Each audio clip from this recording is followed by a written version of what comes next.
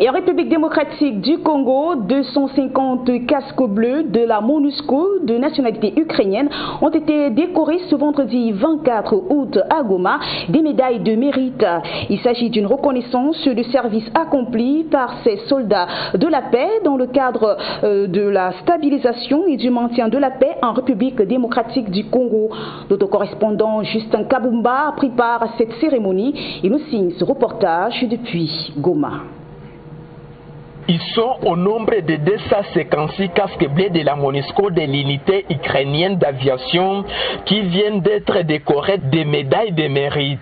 La cérémonie a été conduite par le commandant des forces de la MONUSCO en mission de service au Nord Kivu. Pour le lieutenant général Elias Rodriguez, ces médailles sont une reconnaissance de service accompli par ces soldats de la paix de l'ONU dans le cadre de la stabilisation et du métier de la paix en RDC. L'unité ukrainienne d'aviation a une mission essentielle au sein de la MONUSCO.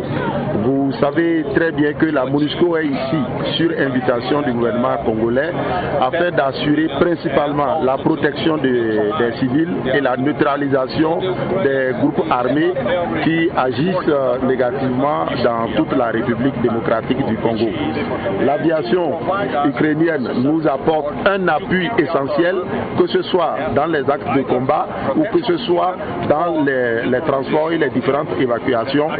Et c'est ça qui nous permet ici d'accomplir notre mission.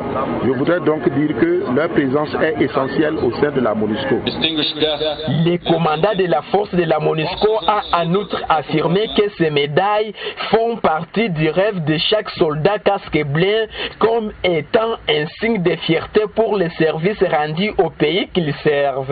C'est le sens d'avoir quitté leur pays, enfin, pour contribuer à la construction de la paix en RDC qui a connu les affres de la guerre et de l'insécurité pendant tant d'années, surtout à l'est de la RDC.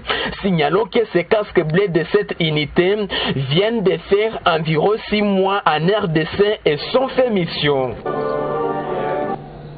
Et au Ghana, l'ancien président